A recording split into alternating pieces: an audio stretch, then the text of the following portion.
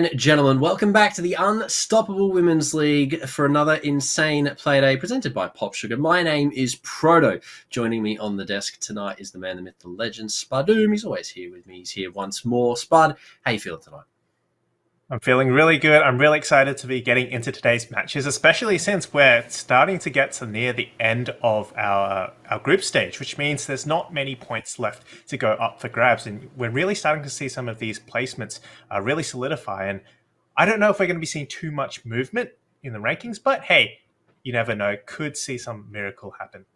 Yeah, we could see some places traded. Obviously, the top four is still a very volatile place, but at the end of the day, anything's really up for grabs considering that so many of these teams have been putting in so much work and there are still points up for grabs. So at the end of the day, points are points. But regardless, let's have a refresher for anyone who doesn't remember. How do you gain points, Spud? The league format, how we found ourselves to where we are right now. It's pretty standard. We started off, as always, in similar seasons of the Women's League, with 8 teams that come into the group stage. They play for 7 weeks in best of ones. They go through to the semis, and then ultimately the finals. Yeah, of course, group stage, it's a double round robin, so each team will be playing against each other twice. That gives them a chance to really perfect their technique and also get a bit of a revenge matchup. And we've seen some pretty interesting revenge games come up already. Of course, as we mentioned, top 4 teams is what these teams are fighting for currently. They want to get into those playoffs where the first seed will play against the third seed and the second seed play against the fourth seed. But before we get to all that, we need to first take a look at who's actually playing. We have some new teams, some returning teams, all great players involved here. On our screens, we've got Viking Army, Big Brain Esports, Triary Esports, and Radical Rebels, and of course, Fury, Team Bliss, Benchwarmers, and Inferno Gaming.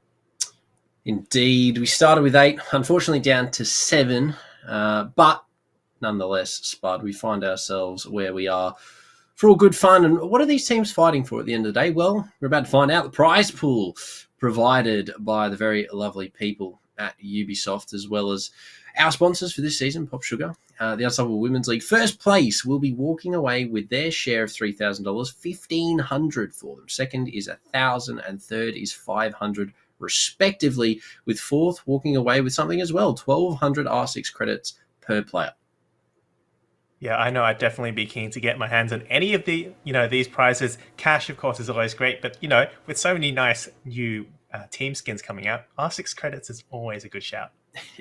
Indeed, it is. But the prize pool isn't the only thing that we have up for grabs this season, Spud. We also have another giveaway provided by our sponsors for this season, Popsugar, looking to do a collaboration with LG to do a giveaway as well. So make sure you keep... Oh, it ended last week. I've just been told. My bad. So if you won that, congrats. But you're not going to win it anymore, apparently.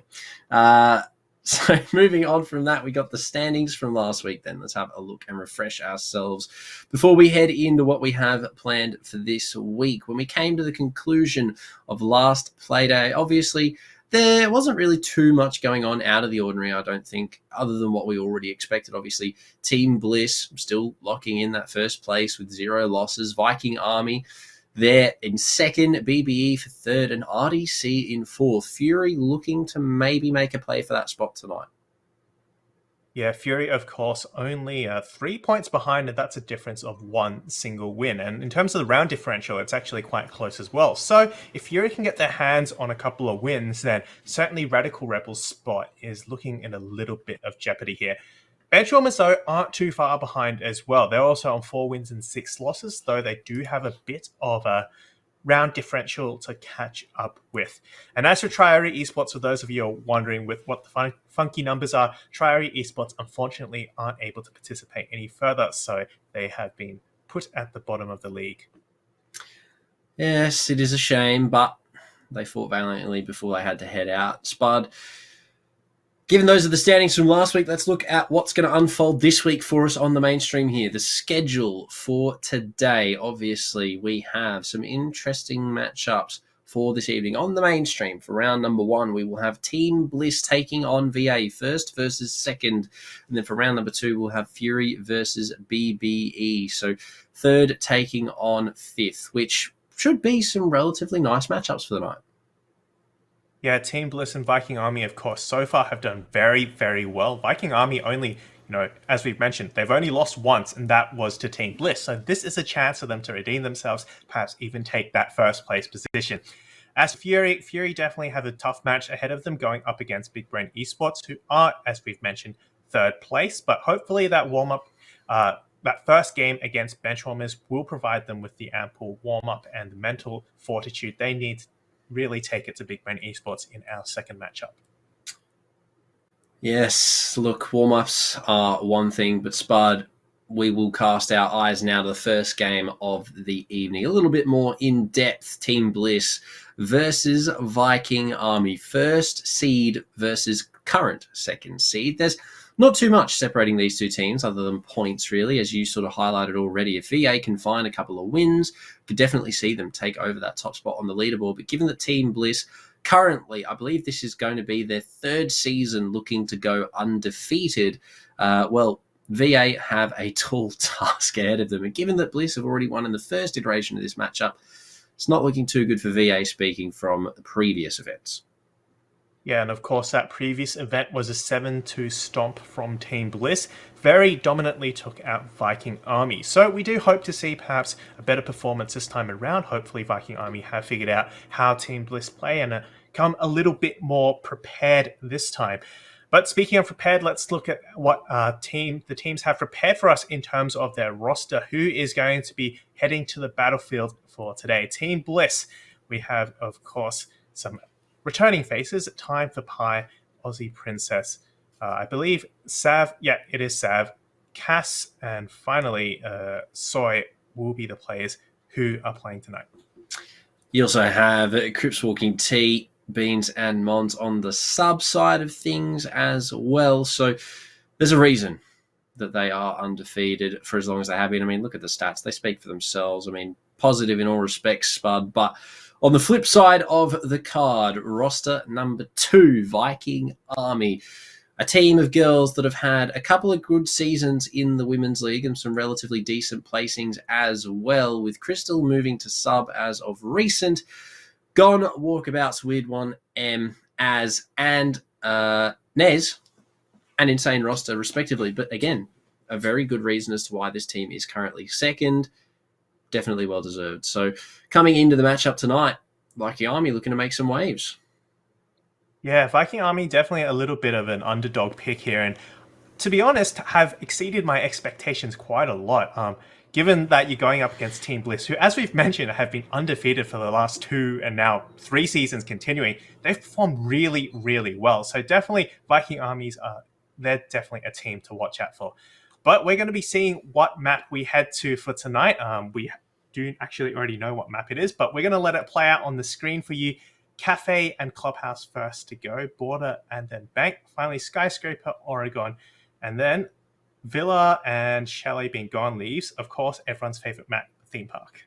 It's almost like we knew that was going to happen, Spud. But yeah, right, Theme Park, where we will end up tonight. An interesting map, one that I think probably is going to be favouring more towards Team Bliss. Viking Army choosing between the last 2 maps, opting to go to Theme instead of Chalet. So that would hopefully indicate that they are comfortable on it to some degree. But even in saying that, Spud, Team Bliss get the defense first. It's a defender-sided map. So going into that, knowing what we know about Theme Park, how we've seen it play out previously, not only in the Women's League, but other leagues as well. I mean, what do you rate the chances for Viking Army coming into this, given they're starting on the attacking side of things? Look, it's going to be difficult. There's no doubt about it. Theme Park, when you're attacking, just requires so much coordination, and that certainly favors a veteran team like Team Bliss who have been playing together and have worked out that coordination for so long. Add to that, Team Bliss, of course, start off on the defense. It's going to be so difficult. Viking Army need to get at least 1 or 2 rounds on the board just to give themselves some sort of foothold to begin their own defensive half. The good thing, though, of course, is that Viking Army have played this before. They played this against Big Brain Esports, who are, quite proficient at Theme Park, and Viking Army actually managed to win that on overtime 8-7. So it's not to say Viking Army is actually bad at Theme Park. In fact, as you already mentioned, they're probably quite prepared for this. Yeah, you'd imagine that they've been doing their homework. I'd imagine plenty of VOD material, even if it isn't from the Women's League necessarily. But we are going to have confirmation that the readies are there. And we are going to head on in to match 1 of the evening. Bliss versus Viking Army on Theme Park. Bliss starting on the defense, Viking Army on the attack. I definitely think this is going to be an interesting one to kick the evening off. I mean, first seed versus second seed, that should always be a great indicator.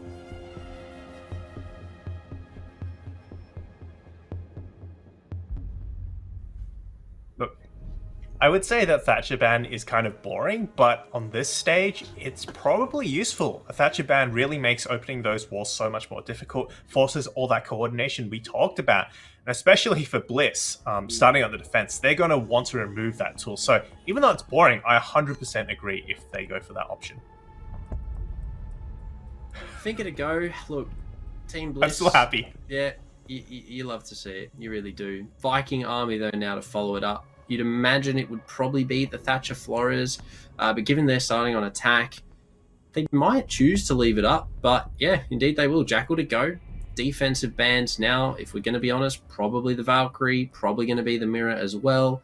We could maybe see the Azami here, depending on how much we want to delve into strategy based picks. But other than that, it's probably just going to be the Valkyrie Mirror, given that they are as strong as they are at the moment, even after reworks and numerous quarantine periods and whatnot. So regardless of that, they will probably go, especially with Bliss knowing as much as they know, and Viking Army very similarly knowing as much as they know, get rid of the Valkyrie. So pretty standard bans, I'd say, minus the Finker. But even then, Finker's really come into her own, I think, as of recent, and has become one of those sort of standard picks. And there you go, Mirror to go. So double Spaniard ban with the Finker and the Valk to follow suit. Yeah, no Kaid and Thatcher bans here because, of course, once you have the Thatcher, you don't really need to worry about taking the Kaid off the board. The question is whether they will choose to actually play it, or they might have some better options here. Lots of teams would probably practice without the Thatcher anyway, given that, most of the time it's gone. So you do have a little bit more flexibility here, but we do indeed see the Thatcher being brought into play here for the first site, second floor, bunk, and daycare. Not usually the pick you see in terms of the first bomb side, obviously with Throne Armory being as dominant as it is on the defensive side. You would maybe expect that, but if I'm being completely honest, I kind of rate the pick here from Bliss, because not only are VA going to be prepping for that bottom floor, given that most teams will opt to have Armory Throne as their sort of first rotation, but obviously with Attacker Repick, they can change off what they have bought, but regardless, I think it's a good lineup, what they've got going on for the entirety of theme. I mean, there's not really too much variation required, Spud. So when you come into this, you don't really have to have too much long. You have soft breach and hard breach with some sort of denial, which VA, they tick all the boxes. Yeah, I like this kind of extended hold as well. Team Bliss aren't letting Viking Army get too close and start pressuring from there. Instead, they've kind of extended their hold a little bit. They've got that waiting room shield, and we did see a bit of setup going on at that top dragon stairs. That itself can be a very powerful position. It's just a matter of whether the attackers choose to push that way, because for now it seems they've gone from the other side of the map. Indeed, they have, Spud, and I mean, at the moment, a relatively slow start for both respects, but even in saying that, Theme Park is a pretty expansive map. I mean, 2 floors with a lot of ground to cover and a lot of little places that people can hide. The girls are obviously going to be on their toes, making sure that they can find every single person, making sure everything is extensively cleared before they jump on in. Now, having a Thatcher and Ace lead the charge is probably a bit of an interesting choice, but they're making it work as they make their way through the bottom of yellow to start looking to do some damage. Soy will probably be the first point of contact here on those yellow stairs. They do have grenades to work with, so probably will be able to flush her out, because for the most part, the other defenders seem to be hanging back on site. 2 players actually pushing up from Dragon as well, so it's going to be a bit of a split take, probably up those yellow stairs and Dragon. But so far, it's been about half the round here, and haven't really found any contact so far. Yeah, not really too much achieved from Viking Army. I mean, they have some control, but at the end of the day, it's not really anything notable. They've got downstairs, yes, but they have no presence in cafe, no presence over towards the cash side, no presence even in the bottom of mezzanine, as we only just now start to see Nez and Gon make their way over towards that area. So Viking Army are going to have to ramp the pace up here a little bit if they want to have a chance on the execute. Yeah, they've taken a lot of territory in terms of the first floor, but that isn't really where the defense is holding up, and that's not where the point of contest really is. So it seems like, although yes, they have sort of avoided some of these defenses, they haven't really cleared out any necessary positions. First of all, will be Nez, followed by Gon. 2 quick kills from Team Bliss, and that's a diffuser down as well on yellow stairs with 30 seconds to go. Well, there you go. It all falls apart here for Viking Army. Took too long, but the refrag possible. No, Soy leaves. Unfortunately, as not able to do too much from inside a vault, and we'll find one for consolidation, taking down time for Pi. But at this point, the damage has already been done. It's a 2 versus 4. 15 seconds remain. No diffuser control. The swing is good from Cass. Pair that with the kill from Sav, and Team Bliss find themselves with round number 1 quite easily under their belt. Yeah, there wasn't really much challenge there from Viking Army, especially taking some of the power positions that Team Bliss were holding. Bliss were pretty much content to sit on the top of yellow stairs, sit in that waiting room area, and just wait for the push to come to them. They realized, well, there isn't really much point, roaming too much, in fact, and doing, trying to take those gunfights early on when they can simply just wait it out. And some might say it's a boring way to play. You don't see that in ranked all the time. People like to swing everything. But in a competitive setting, it works great because why do the work when you can let the timer do it for you? Well, you'd hope it works, Spud. I mean, this team is undefeated for a reason. Playing as they do. But regardless, they move forward with a really good round under their belt because not only have they locked down one of the non-beginning bomb sites, more of a tertiary pick, but finding that round and now being able to go down to Armory Throne and arguably walk away with another point due to the fact that it is such a one-sided bomb site. Finding a 2-0 lead early against a team like VA is definitely what you want to be doing because Team Bliss are a pace-setting team. So no surprise in seeing them do just that. This time we do see a bit more of a double floor hold, vertical presence being used here. They're going to be playing those hatches in that vertical wall as well to deny the barrels and I assume the maintenance wall as well. So I want to see whether Viking Army choose to flush out these plays up top or whether they're going to read into this a little bit and maybe just decide to send it and hopefully overwhelm the players on site. Indeed, Spud, the Ionic clone to come through from Az. And I mean, it does provide some information as to the whereabouts, or lack thereof, rather, should we say, of Team Bliss inside of bumper cars. But Viking Army definitely a little bit sort of thrown, I think, on where they want to be pushing from. They've got pings going on everywhere. They have taken some control into maintenance now. They, I'd imagine, are looking to get a nade over this wall or to some degree. But no, they're sort of just playing for the utility right now and maybe going to play for a nade. Yeah, there you go. The Thatcher actually comes along. C4 goes out, doesn't land, and that is a bit of utility burnt out there from Team Bliss.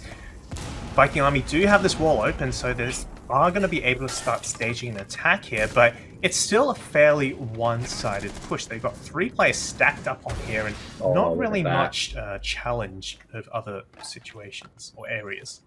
Yeah, nothing at all. I mean, they got 4 players deep inside of maintenance and losing one like that to Aussie. I mean, that is unfortunate. They're going to get another breach, but it's going to be denied. A nice shot there, though, from the Yana will take down Cass. And in saying that, we come to the final minute, looking for the execute V8. They're going to have to make a move. Yeah, Bliss, Aussie now falling back, having done her job. And as it's going to be forced to try and clear this player out, but little does she know that player has already fallen back. Again, that burns the time taken. And now Viking Army seem to have stalled out a little bit. They're not quite sure where to go. These walls do remain shut, and I think that's all the Thatcher going up. Maybe one more remaining. No, I don't think any nothing left, and that means Yeah, they don't even have a wall they can vault through at the moment. Oh, no, they don't. I just realized that. The player above shooting the ace off the wall means that VA have essentially wasted all their time standing around in maintenance to find one completely useless kill onto the Roma, and are now relying on the hard breach charges. Weird one has gone down. Nez has to open up the wall and go for the Candelas. First will be grabbed, second will be grabbed, the revive will come, but with only 15 seconds left, everyone completely blinded. It's going to have to be a flurry onto the site, stacking up on the doors as it all falls apart. They find one, but that is it. Time for Pi goes huge with the pistol. As now left alone, will get one for her troubles, but that is it. Impactless kills at the end there. Unfortunate for the Yana, but regardless, Bliss lock it out with no real hesitation. VA just caught, unfortunately stuck there. Yeah, it looked a little bit muddled, I suppose. They weren't really sure where they wanted to attack, and the utility placement did seem to stall out Viking Army quite a bit. I mean, they had the Thatcher to work with, but they couldn't quite get the wall open, and that was, of course, due to that vertical presence.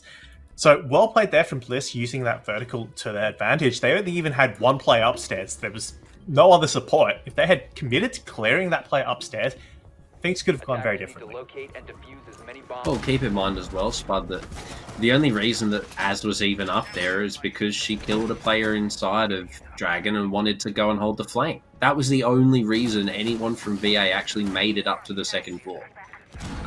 They lost M on the rappel outside of control and did not dedicate any utility, no drone, no nade from below, even a nade from below from Az could have dealt with that issue. But with the lack of information and everything else sort of compounding there, unfortunately for VA, it means that they pay in terms of round, and Bliss find themselves that 2-0 lead that we so talked about at the beginning, and now opt to move over to Initiation and Office for their tertiary pick. And it's going to be, once again, another extended hold. We did see that extension into the kid's bedroom, into that bunk area, and of course, this top dragon stair area. So, lots of extension that can be played both ways, no matter which way Viking Army chooses to push. I really like that flexibility they have.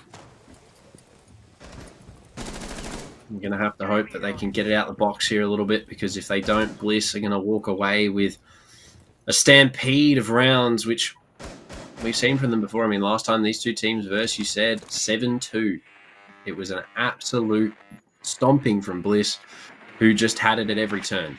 So hopefully VA have learned their lesson since last time and made the changes. But with Azami in play, I mean, look at how this setup is. We've got ADS is dedicated. We've got everything from barricades to utility.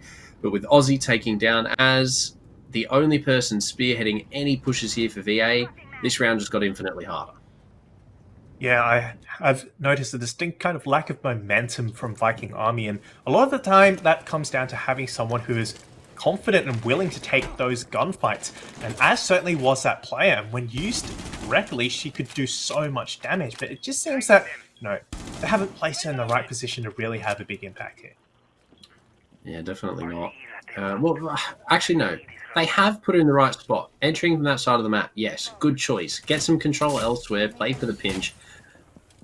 But in doing so, the lack of information is the thing that hurt them. Sav finds another on the Nez, and at this point, it is just compounding losses here for Viking Army. They're conceding too many kills, not finding any. Bliss just furthering their lead more and more as time goes on.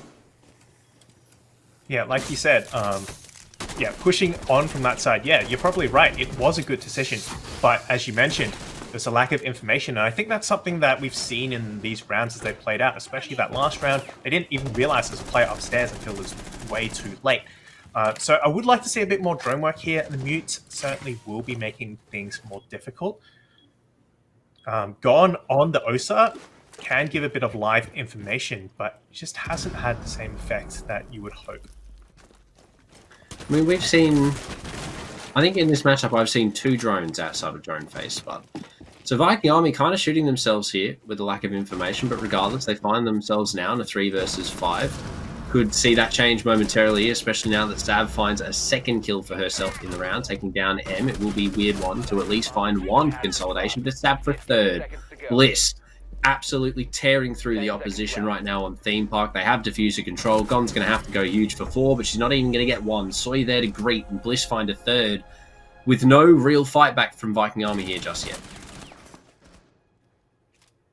This is definitely not the same Viking Army we saw playing against Big Brain Esports, taking that 8-7 victory. Or the other way you could see it is indeed the same Viking Army, but Team Bliss are just that good. They're in a league of their own. And certainly, you know, in terms of their previous record, you can't argue with that. They've gone almost 3 seasons now undefeated, and it's going to be tough for anyone, even Viking Army, to change that. Yeah. Defenders, protect your bombs from being defused by attack. Oh, look, here we are. Spud 3 rounds in, Viking Army. I don't know, just not having a good night at the moment, which is unfortunate to see, given that they are a very capable team. We've seen it from them on multiple occasions across multiple different games. I mean, the only team they have lost to is Bliss, and it was a 7-2. So take it as you will, but they are 9-1. In any respect, that is a highly respectable scoreline. You know, for any team in a competitive league, out of 10 games played, you've only lost 1 to the top place team, undefeated for 2 previous seasons. So maybe it is just that this map is that defender-sided. Maybe we'll see if when Viking Army get on the defense, but again, we are yet to see that just yet. Yeah, it's still a long road ahead. Another 3 rounds before Viking Army get a chance at that defense. And as we mentioned earlier, they're going to need every single round they can here in order to keep the margins a little bit wider here. Because certainly they're cutting things close. 3-0, and every single time they've had to last minute rush into sight, and things just not working out well. At least we can see there, 2 drones. That's more than we've seen so far.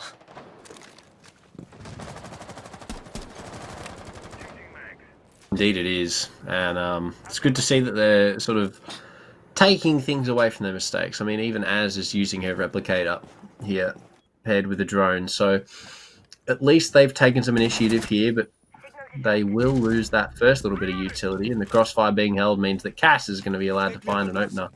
Was that on the hatch? Possibly? I don't think so, no. Oh, it was! It was! No. What an insane shot to hit! That's 3 rounds, 3 opening kills, for Team Bliss, and that's only been compounded further as the round goes on. Nez at least will find a trade back that's Cass taken out, but Aussie quickly changes the numbers once again, as gone as well, and Nez now, Soy on a heater. And suddenly it's down to a 2v4. Look, M does some damage, can't quite find the headshot, just keeps chipping away here at time for Bai, who really wants this kill. Spotted out though, Soy is going to have to fall away, as the information was relayed to M, and in a 2 versus 4, I mean, look, the hope is not really there for Viking Army right now, especially with Weird One basically being removed from the equation, especially now that Sav finds 1, Aussie finds another, and Team Bliss put round number 4 in their back pocket and say thank you very much. Viking Army cannot catch a break.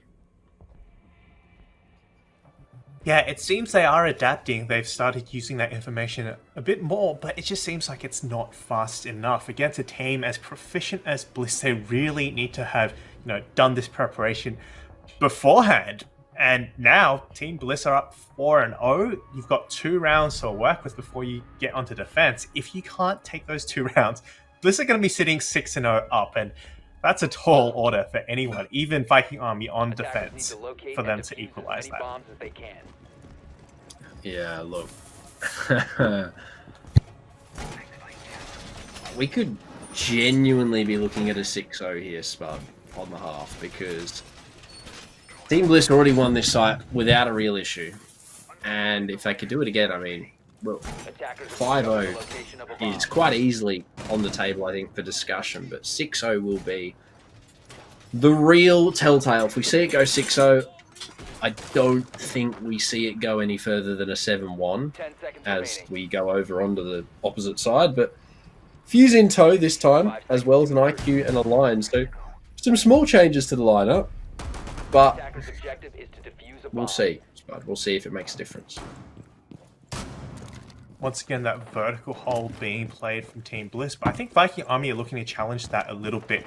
Given that they do have the fuse, they can do a lot of damage onto that yellow side, that armory side especially. So I would like to see them try and take that route, given that, you know, the players up top have always been the ones causing the issues. And I think they've started to kind of catch on to that, as certainly looking for entry through that and clear some space.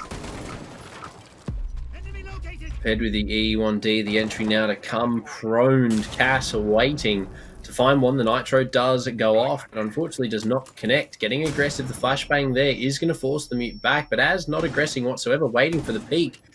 Tries for the style, can't quite connect. Aussie will walk away with her life. And at this point, the Nitro number 2 does connect. M falls, Soy to find 1, and Viking Army once more find themselves with a player down. So IQ gone, it's going to be so much more difficult to locate some of this utility, and that's going to contribute to the time drain furthermore. Cass will finally get the better end of that kill, quickly traded back by Gon. You do like to see that, but 3 players now, they do have Thatcher and the Ace available, so still an opportunity to open these walls, but they need to be in the right position. And with all 3 players looking to be quite separated, I'm not sure how this will go if any of them happens to end up in a gunfight. Look, the possibility of a trade not looking too good right now for VA, especially when time for buy hits those. Gon is just that. Gone. And so are majority of the primary hard breaching capabilities of Viking Army. They do still have the secondary there for Nez, but other than that, Spud, that is it. I mean, 2 versus 4 once more. I don't really think there's much hope here at all for VA. But big one does. As I say that, yeah. Oh, there we go. It's 2v2. I was going to say, if they catch that player rotating through unawares, and of course, if that pulse gets taken out, then it's a 2v2 once again. Having said that, though, time is of the essence here. It's got 30 seconds left. And they still haven't really made their way to site. No walls open means they're going to be forced to push through one of these doorways, and that's always going to be a choke point, even with 2 players left on the defense. Well, they have 1 hard breach charge to work with, and that's it. 1 fuse cluster as well, with 1 Thatcher device, but 15 seconds to use all that's going to make it difficult. The wall will attempt to be opened, but given that it is still muted, it's going to have to take that Thatcher. But there we go, Sav there to greet, finds 1 with the AUG, A2, Nez the last alive, isn't even going to bother trying to get through the door because Bliss have it on lockdown. They find the frags they need, as well as the 5th round. Viking Army need to get this, or else Bliss are going to be finding themselves that 6-0 half. Yeah, that was the closest they've gotten, though. They managed to drop it from a 4v2 into a 2v2, which is commendable there. There was some good awareness there from Viking Army to cut off that rotate coming up yellow stairs. And of course, that cut off the support for that remaining player, the Pulse, and then they were able to secure that kill. So, kind of good micro there, but overall, the big picture, the macro, if you will, the attack just seems to be very lost and confused. It's not much direction in terms of where they want to go, and that's certainly playing into Team Bliss's hands. It is, it really is. And Team Bliss are there to just capitalize. I mean, they have read into the play on multiple occasions, but I think the thing that we're seeing that is the highlight between these two, the stark difference, is that Bliss are playing for trades a lot more than VA are. VA are hoping they can find a pick here or there, but they are not finding anything. And even if they do find the odd sort of opening frag, it is instantly traded back by Bliss, who always walk away with the man advantage. So the girls on Bliss are playing it a little bit more tight on the roam, but VA, I mean, they've had some good moments, so hopefully they can find a round before they go to the defense. I mean, every opening pick has been in favor of Team Bliss, so Viking Army aren't even finding that opening pick to begin with, and it's certainly compounding the fact that they don't play together for that support. They can't get those trades even when that first one lands in favor of Team Bliss. So, yeah, just unfortunately just not working out, and especially on such a well set up map. Very, very difficult. Oh, okay. Well, the rush was to come. Time for Pi there to greet. M will find one, but sorry, M will go down. Time for Buy does find one. The Nitro, unfortunately, not deep enough, will not take Weird One down. The swing almost does, but Weird One does find the trade. So the calls have been given. Bliss have come back to the site. Soy takes down Az. So unfortunately, the momentum that was built up very momentarily is pretty much gone now. As Viking Army grind to a halt, locked in the bathroom now. As Cash is there to hold the cross as well on the players inside of Cash, but loses that gunfight. Gon actually wins that out. VA could be on for a round here. Yeah, 3v3, and they've still got a lot of time to work with. This is the first time that has happened in a long time. It's just a matter of how they play out this next 30 seconds, 1 minute. If they remain stalled out here, then they're going to lose all the momentum they've gained. They're also going to lose that kill, and 3v2 now. No trade coming out. I'm afraid we're going to be seeing a repeat of what's happened before. Oh, I mean, Gon does find another. So some good damage there from the Sens, having a great effect so far. But still 2 to find. Nez does have the skeleton key, does clear the close angle, but no one there to receive. And Aussie on the cross will find one, however, gets refragged there by Nez, now leaving everything up to Soy. 7-0 currently for Team Bliss. Needs to go huge. Has one player left. Nez could be the difference here between a round and no rounds on their attacking half, but no diffuser control and not really much to work with in terms of the wall being opened up, etc. As the last 40 begin to elapse. Opts to walk into the site. Here's something towards yellow, but the pings are there. They have the information on Soy. Does Soy know, though? No, she doesn't seem to at all. Nez is going to opt for the plant, but Soy's going to have to get aggressive. And with the information being relayed, yeah, there you go. Viking Army, skeleton key. They find their first after a grueling 6 rounds. And ironically, that was what gave them the win. The fact that they actually played together this time, the fact that they were kind of grouped up together meant they could get those trades back. And even the player count. And yeah, it ended up in a 1v1, and by then, and things kind of get a little bit more even, a bit more 50-50.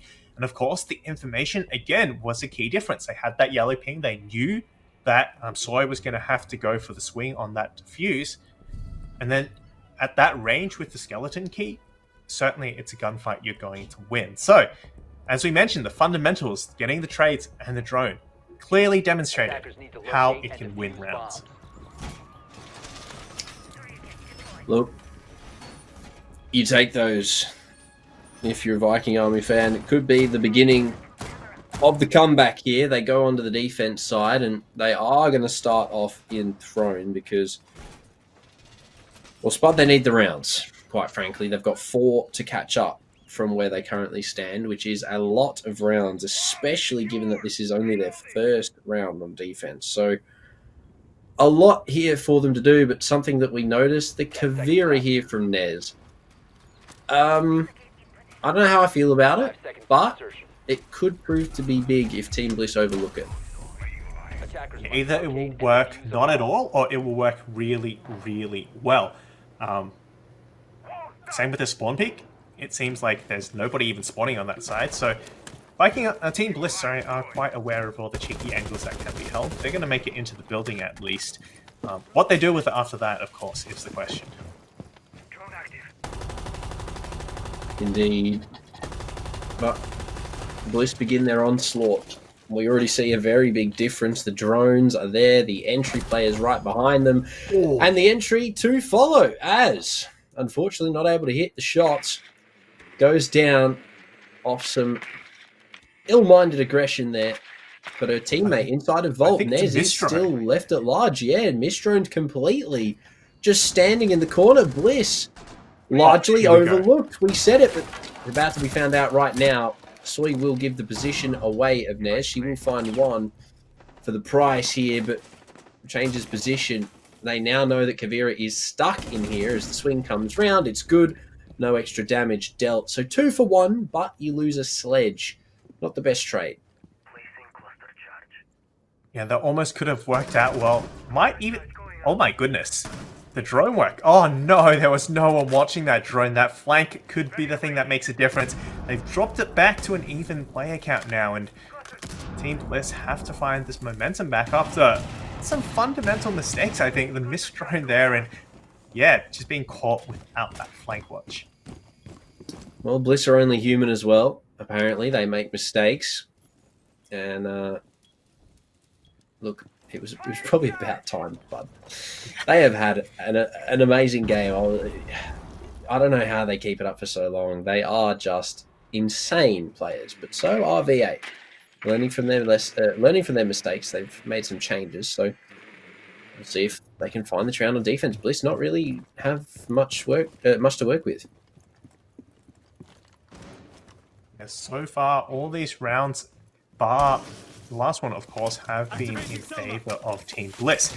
And also, all the opening kills have been in favor of Team Bliss as well. This is the only kind of exception. And now that we see a kind of 3v3 scenario play out relatively early, I say early with like a minute and a half or less to go, this is where things get a little bit more even. And Viking Army certainly have really good positioning here that could get them the victory. Maybe. Oh, well, okay. As we say that, though, Sav and Typer Pie find one Aussie with another 3 players, 1 kill each. Viking Army, unfortunately, after such a great start, don't amount to anything at the end of the round as Bliss clean up what was left for them and put themselves on match point here. 1 away, Spud, from ending it all. Yeah, the difference between Viking Army's attack there, Team Bliss's attack compared to Viking Army's attempts there was they went for that armory control. They went for that yellow wall, being able to play vertical with the fuse and supposedly the sledge, and then being able to open it really made the difference there because they had that extra point of entry. And as we saw in that final kill cam, that last player wasn't able to get that line of sight onto that open wall, and it isolates that player. Bliss were able to take the gunfights one-on-one, and then it was, of course, a victory to Team Bliss.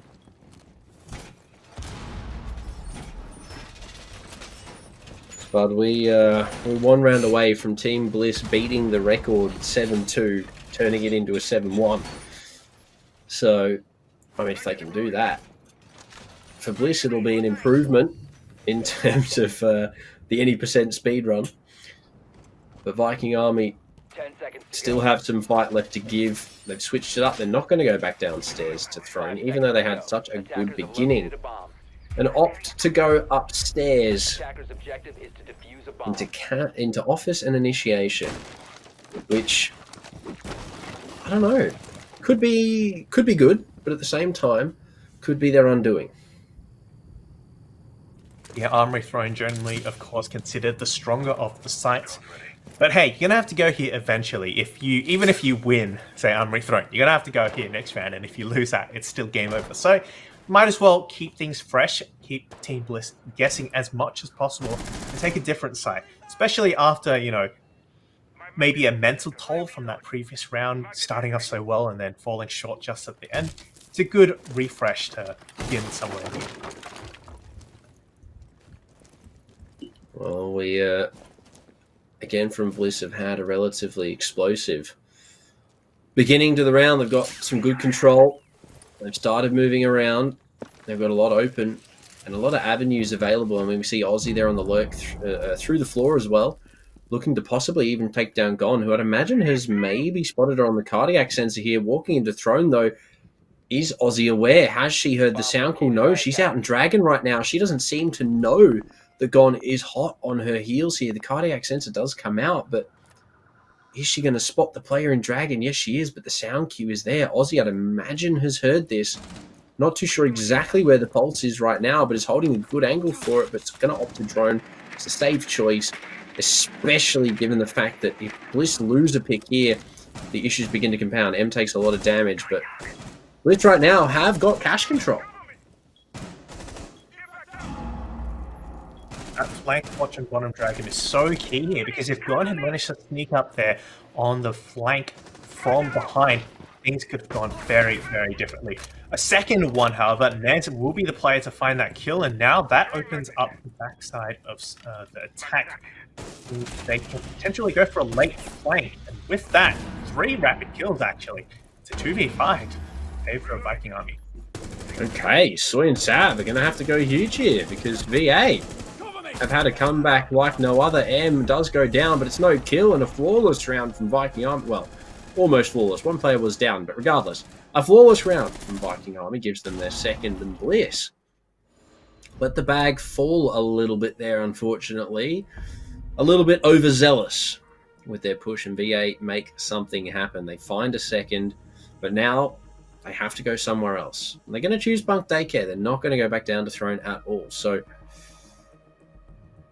we'll see. We'll see if they can make the comeback happen. They've got the clash on the board.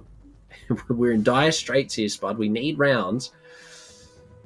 But pairing something like that with the Capcan and the Azami, I mean, that could be huge.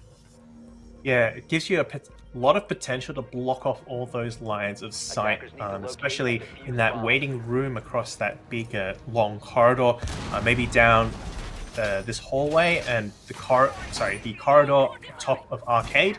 Yeah, lots of places you can break up the attacker's line of sight and give yourself a little bit more breathing room to work with.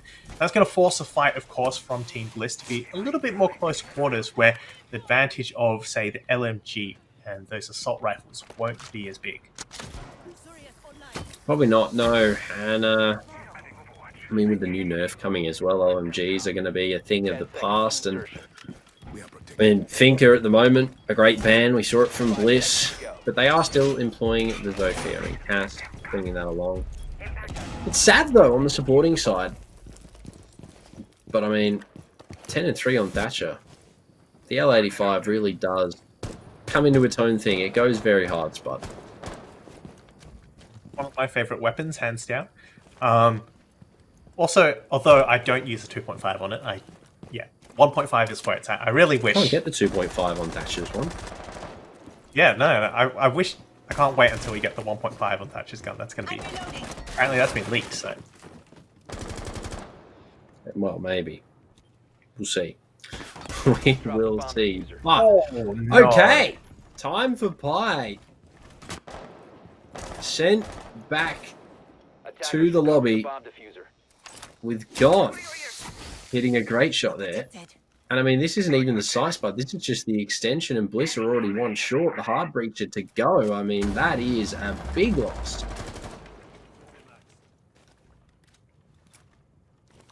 Yeah, last two rounds, Viking Army have been able to get the opening pick, and suddenly the things have turned around. Oh, that's awkward. Things have really turned around for them, so perhaps this is a secret. Whoever gets the opening pick is going to win here. Looking for this clash play now, but will get shut down. Cross angle being held by Az now. 2 players down on Team Bliss. Suddenly things are not looking so well for them. Yeah, look, I mean, a 3 versus 4 with the clash on such low HP is definitely a achievable feat, but with Aussie finding 1, it opens the door here. Gone to go 2. Now it's only up to Az, who's been having a half-decent game, but falls as well. Aussie there on the lurk, going huge for Bliss, and it's now all up to M, who's got no hope as Aussie comes around to find her third in the round. It's GG's in the chat. Team Bliss lock it down. Very similar to the last time we saw them play. A 7-2 Viking Army. Just couldn't get any more. Well, that'll teach me never to count Team Bliss out too early. That was a beautifully timed push there from Aussie coming up the arcade stairs as attention was completely focused on that other side. They had no idea what hit them, and Aussie was able just to walk straight onto site and bang, just like that, the round was over. Yeah, 3 huge kills on the knock, but that is the power of the knock. I mean, when you have Silent Step, an insane gun, you put a suppressor on it, 2 nades to follow, I mean, you can do so much damage, and Aussie did exactly that. Highlight there for Team Bliss, but VA, I mean, a bit of a rough start, well, a quite rough start, 5-1 on the half. They looked like they were bringing it back, but they really, really did. I mean, they had some insane kills throughout those rounds. They had really good strategy, employing the clash, looked like it was going to work, but then they sort of fed into the beast. Aussie came up from behind, no one really paying attention to the flank, and unfortunately that was the undoing. But provided that hadn't happened, I definitely think we could have seen that game go on for an extended period of time. Yeah, that round certainly could have gone out in VA's favor, and considering, that they've been picking up momentum over the last couple of rounds, certainly 7-5 could have been on the cards. Fortunately, it is not to be. It will be 7-2, and Team Bliss keep their undefeated record, and VA, unfortunately, are not able to better their score compared to last time they played Team Bliss.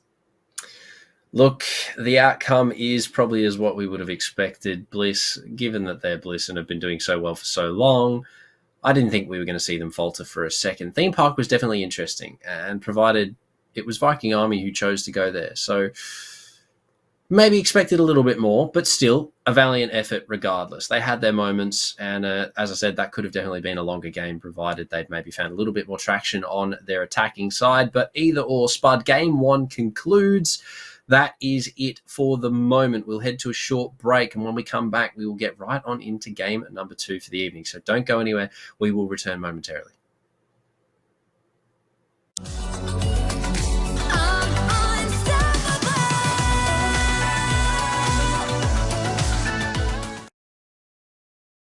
And welcome back from the short break to the Unstoppable Women's League. We had an amazing game 1 for the evening, but Spud, with the conclusion of that and a 7-2 in favour of Bliss, we head on to match number 2 for the night.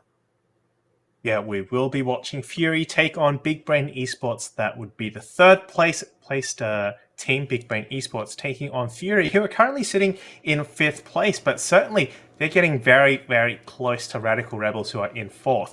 And of course, with that Fury's previous win, it was a 7-0 against Benchwarmers earlier tonight. Fury are definitely on fire here and ready to take on Big Brain Esports. Well, you'll have to see it when the 7-0 comes out. Fury definitely deserving of that one. But where is this bout going to take place, Spud? It's the question we all ask ourselves at the end of the day. The map bans for these two teams yet to come. But on your screen, here we are. We've got the map bans for the evening, obviously. Theme to go. So we just saw it first, then followed up by Cafe and Skyscraper. We already know where it's going to, obviously. We're just pretending that we don't for the fun of the game. But Oregon and Bank, Border as well taken out, Villa and Chalet, which only leaves Clubhouse, Spud. But the question is, will it be Dubhouse for Fury 2 games in a row tonight?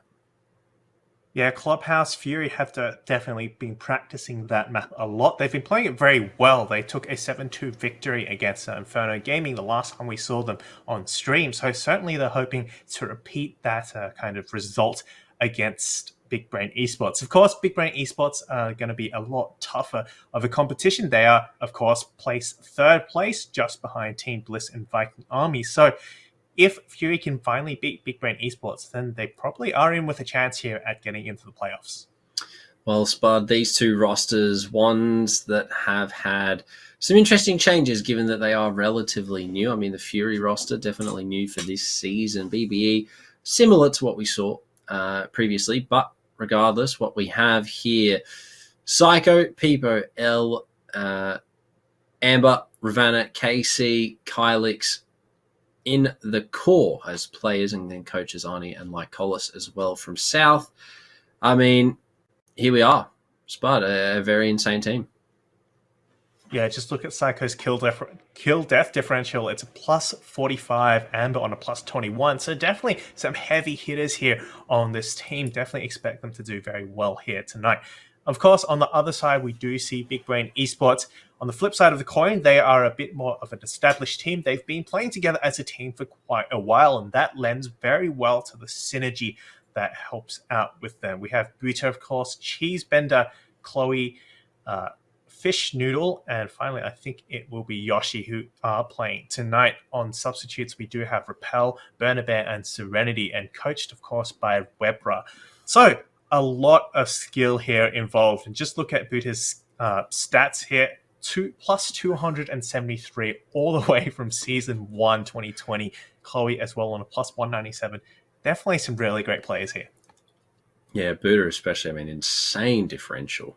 Chloe, plus 197 on support characters as well. That is definitely something to brag about at the end of the day. But Spud, I mean, albeit we know the map, we know the who, we know the how, but we still have to see, obviously, well, I say that. We still have to see the how, because we are yet to see the game play out. But Clubhouse, an interesting one. Fury starting off on the defensive side of things, probably going to make their beginning a little bit easier, given they are going up against the third place team currently in the Women's League. But I mean, Spud, what do you rate the chances here for both sides, respectively? Obviously, Fury looking to make a break for that fourth position, but BBE looking to lock down third. I mean, what are we thinking?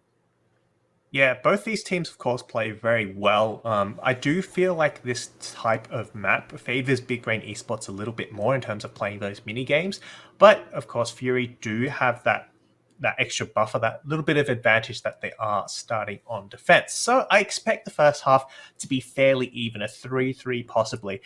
It's once we get into the half switch, when Big Brain Esports gets to take to the defense and Fury have to attack, then I'm not quite sure how that's going to play out. But certainly, first half, I can see it being 3-3.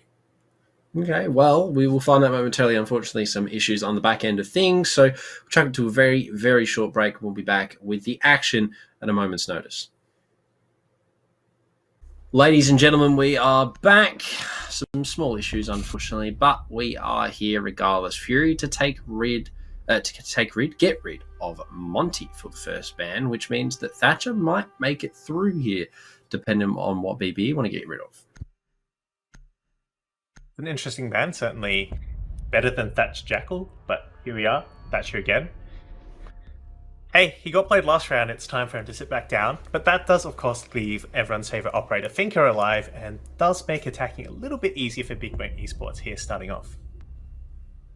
It does, and but I mean, getting rid of the mirror, probably the Valkyrie the last to go for Fury if I had to guess. Yeah, there you go. So relatively straightforward bans, obviously the Monty being really the only interesting one.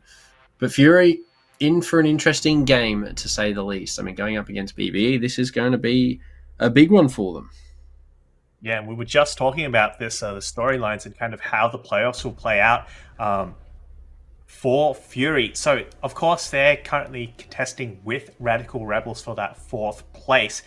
Now, Radical Rebels have two 7-0s tonight because they played 7-0 against Inferno Gaming, and Triary Esports being the forfeit, they get 7-0 here.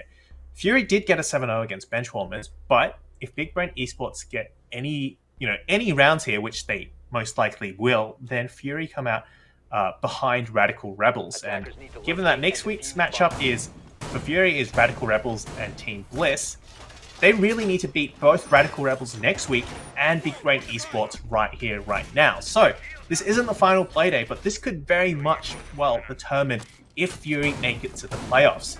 They, of course, haven't had such a great start to the season. The first time they played against Big Brain Esports was a 7-3 victory to Big Brain Esports. So now is the time for them to show that this whole season hasn't been for nothing. They've been improving, they've been working on things, and this might be where they finally make it to playoffs. We will see, Spud. We will see how it pans out with the victory and or loss here, respectively, for both sides. But either or, we look at the lineup here for Big Brain. They have Zofia and Thinker in the fray, as well as the Flores from Chloe. So plenty of utility and firepower on their end of the spectrum. Here's hoping that Fury are ready for it.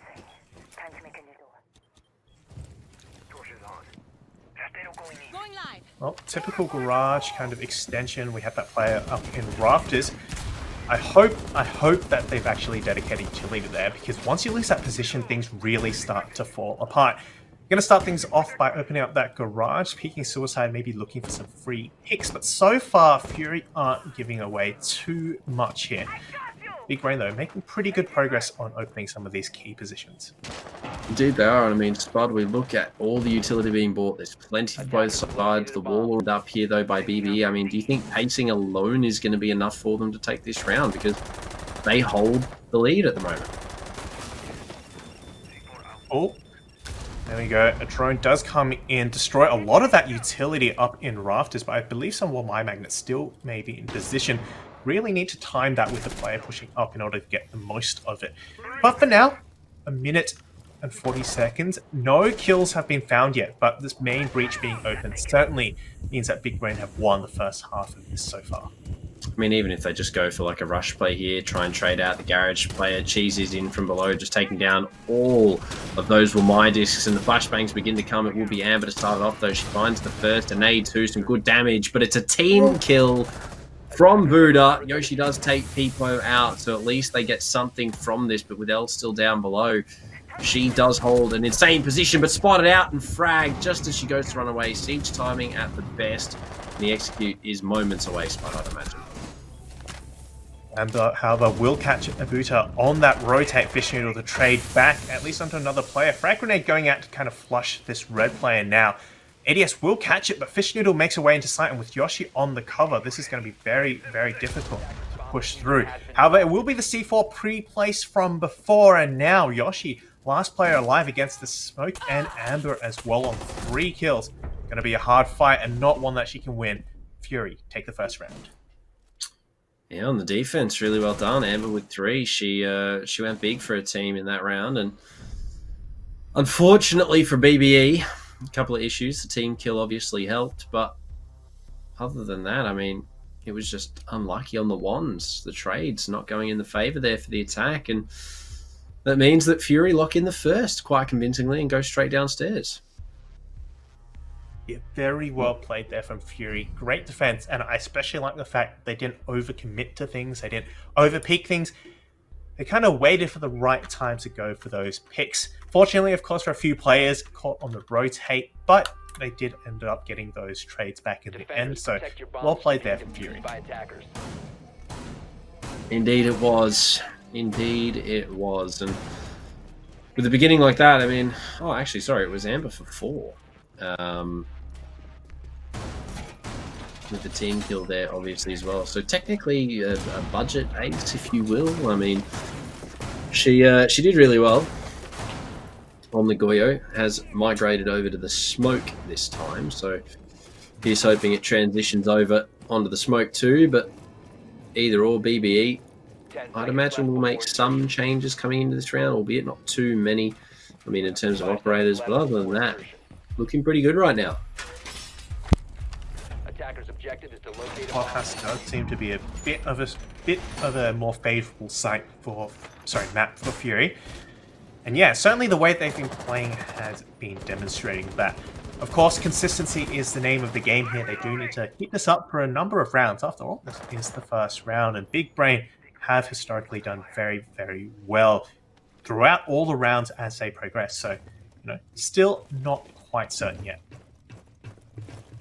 Early days, as some could say, but it is BB to make their way in. They do have roamers up here that they need to be wary of. And as they've ulted him, they are going to be greeted as such. Psycho finds a kill, as well as actually Diffuser. No, not Diffuser, sorry, Control, but at least a good opening here. And they're actually going to get away with it. No refrag whatsoever from BBE, and Fury just scot-free. Psycho managed just to get away with that, and unfortunately Yoshi, there just was not the player there to get the trade back. And we've seen how that can punish teams when they aren't able to get those trades, and certainly if this continues like that, it's going to be punishing for Big Brain as well. Indeed it is. So they begin to do some of the vertical with Cheese. Still outside in spawn. Is going to make her way over to join the rest of her team, as it is Chloe trying to open up the floor, but does manage to draw out one of the nitros from Fury. So I guess in that regards, they're clearing out some utility, but with a little bit of util juggle inside of the site there from Amber as well, Fury are setting up for the plant position as we look to come a little bit closer to such. Maverick does open up the hatches here, allowing the avenues to be opened up for BBE, but is it too late? Especially losing that Zoth early. I mean, they're going to have to go big. There's still a lot of work to be done here, and time is of the essence. They're going to go try attempt this hatch. Of course, it can be a little bit dangerous. Players can throw that C4 up, but of course, made it out already. I don't believe they have any C4s remaining, so it's certainly a lot safer. But again, time. Starting to get into the 30-second mark now, and they need to figure out where they want to push and where these defenders are, with them so well entrenched and not a lot of time to drone. It's going to be just a pure heads-up gunfight. Yeah, BB are going to have to speed things up here if they want to have a chance at getting in. I mean, the hatch is largely left untouched, yet even to be opened completely, as the last Abana charge will come now, but with 15 seconds remaining, that's all they have to work with. They have to get past the smoke as well. With an insane angle opened up, they have to clear. AK Saudi will be spotted but not fragged out. It's another team kill here from Big Brain. Buddha will find one. Amber takes one. Kylix takes one, and Ambi closes it out for Fury. Another round for them with another team kill. I mean, at this point, BBE, there's more friendly fire than kills they're finding on Fury. Definitely really well held there by Fury. They got that early pick and then fell back before they could take any more damage, and then just let Big Brain play into that. Big Brain had so much ground to clear and so much utility they needed to burn through, and they just weren't fast enough at doing so. And that has been something we've seen come out a little bit from Big Brain. They do struggle with the speed of their attacks, and it looks like it is compounded here on Clubhouse, especially losing that early pick. Yeah, I don't know. BBE haven't necessarily been as sharp as we've seen them in previous weeks in the beginning. I mean, keep in mind, it is only 2 rounds into the matchup so far. So you cannot say anything indicative of, this is it, especially given that it is early days. But both teams now, respectively, have had that warm-up game. I mean, we saw it, Fury absolutely demolishing bench warmers 7-0. So a good warm-up they had, but in terms of BBE coming into this, maybe not as good as a warm-up. I don't know. They've come into this, and Fury are just absolutely coming out the gate swinging, which is good to see, because in previous weeks we haven't seen that aggression from them. So it's a nice change. Yeah, it certainly keeps things going, and it means that we don't really know who's going to come out on top here. It means we have to do our job and actually try to at least guess in some sort of educational way. But yeah, as you mentioned, it is still fairly early, so we can't quite call the shots just yet. It will depend on whether the opening pick goes in favor of Fury once again, because every time it seems that happens, Big Brain aren't able to recollect any momentum.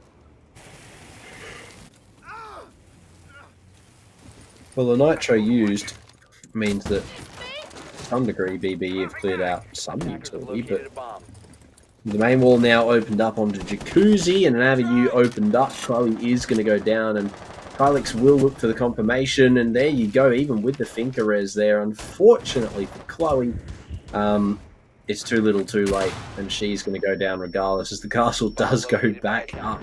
Yoshi takes some good damage too, so I mean, at the moment, my Kylix, how is she allowed to do this? So much damage dealt. A possible run out here as well even, but Spud, this is just compounding losses right now for BBE. They are just taking it. The brute force of Fury as they go for the execute, it seems. Yeah, BBE, strangely enough, seem to just be content to brute force and just charge straight into Fury's setup, and this is not working out in any way, shape, or form. Fury have a really solid defense here, and even with those picks that Big Brain Esports have been able to get, they've been quickly traded out. 3 plays apiece now and a minute to go. It's definitely going to be very difficult to clear out these entrenched positions. Oh, especially with Buddha going down, the confirmation from Elle as well. She's within an inch of her own life, and things for Fury looking pretty good right now. With no adrenal surges remaining in the hands of Fish Noodle on the fit, is going to have to opt to either get aggressive and find some kills, or play for a GG, go next, take 30 seconds, have a chat, a little bit of a budget tactical timeout, but it looks like it's going to be the latter option. They want to go for the kills, going to try and make something happen, but the sound cue is there. The Jaeger looking to regress elsewhere, still yet to die. Psycho could be handed her first death here, but given how she's been playing, I highly doubt that is going to be the fact. Albeit 15 seconds, not long left now here for Big Brain, and indeed it all compounds further. Elle and Psycho for the last 2. Fury, another round for them. Largely uncontested here by BBE. The defense here from Fury has been spot on. They've held all the correct positions. They've challenged when they needed to and backed off when they needed to. Big Brain Esports just do not seem to have an answer. 3 rounds in, and Fury have been in control the entire way through. Certainly a far cry from, the first Fury we saw at the start of the season. Big Brain now might be handed another defeat. I mean, yeah, like at the beginning of the season, Fury were all over the shop. They had, issues with coordination. They were definitely, I think, over aggressive at times and not aggressive enough at some. But they seem to have found the mid ground, and they're making things work. They're aggressive when they need to be, but passive when they also need to be. And then on top of that, the coordinator there, they've had a lot more of an up-and-coming showing in the last couple of weeks compared to what we saw from them in Playday 1 and 2. So it's good to see that Fury are putting in the extensive amount of work behind the scenes that they are, because it is paying off. And right now they are currently walking laps around the third-place team and making it look good. So if they can keep that up, I mean, in the 2 weeks-ish of play, they have some big games coming up, and if they can win those, I mean, God, we could maybe see them find themselves in the playoffs. But that's a big maybe. Yeah, of course, as we mentioned earlier, it will depend on them taking out Big Brain Esports here. If they fail to do that, then, well, we've asked Cripsty to do the math, and they would need to beat both Bliss and Radical Rebels next week. Well, given how they've been playing, taking out Big Brain and Radical Rebels certainly seem in the cards. Bliss may be a little bit more difficult, but if they continue on this upward trajectory of improvement, certainly they could do it. Yeah, it's a big maybe. Definitely a possibility. I think anything's possible, really, in competitive R6. It's why we love it.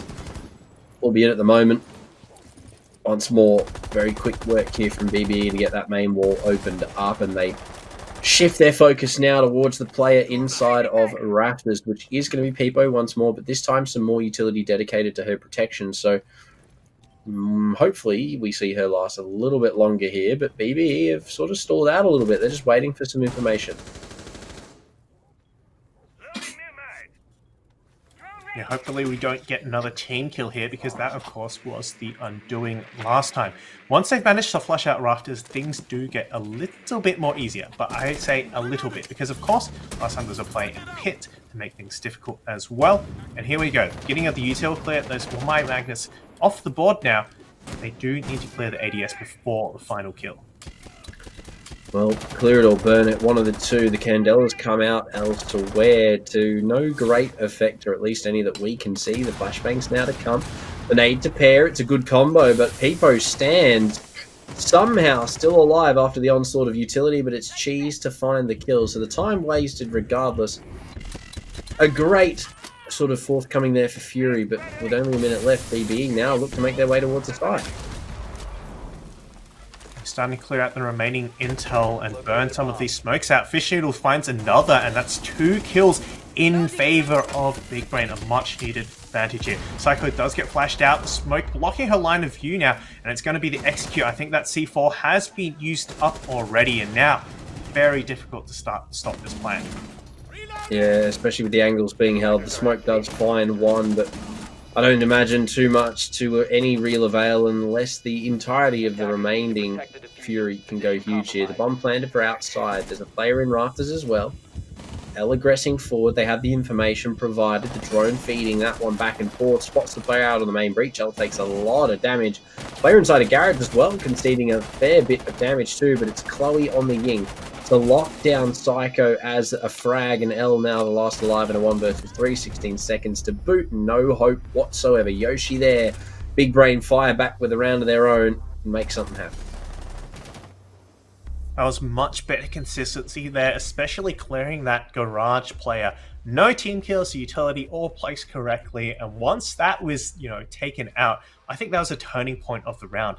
Up to that point, Fury still had a lot of ground. They still had quite a solid hold of the site, but once garage was cleared out, Big Brain were free to just flood into that site. You saw 3 players pushing into that. The utility dump went in, the C4 had been used up, and it was a free play from that point on. Just goes to show how important that garage position is, and frankly, how well played the previous rounds have been from Fury, holding onto these key positions for so long.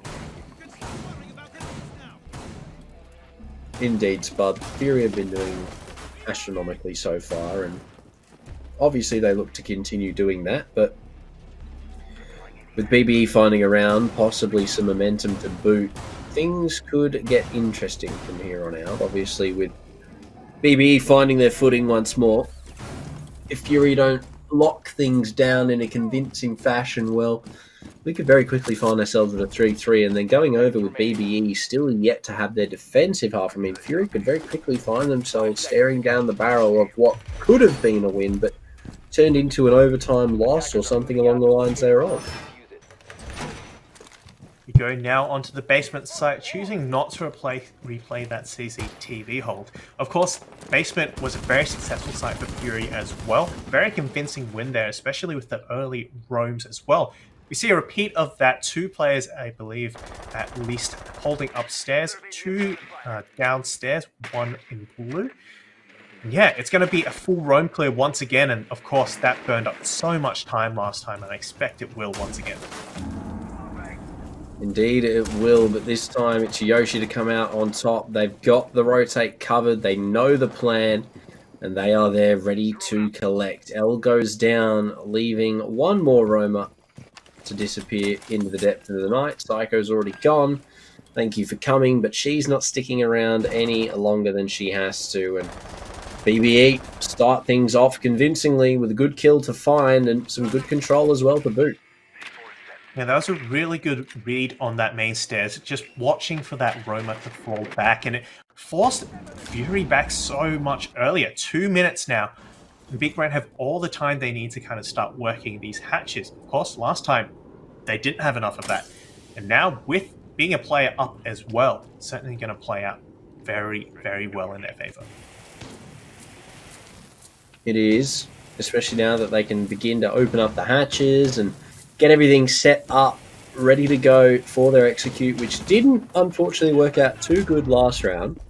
But this time, with all the control that they have, the opening kill as well, I mean, things are looking really, really good here for BBE, especially with that opener, especially with the control they hold. I mean, Fury are going to have to go pretty hard here on this defense if they want to have a chance of holding on.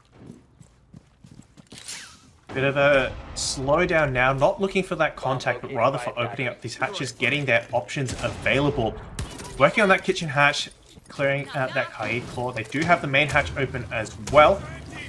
And yeah, with the vertical pressure being exerted, it's going to be so difficult for Fury to find safe positions to play.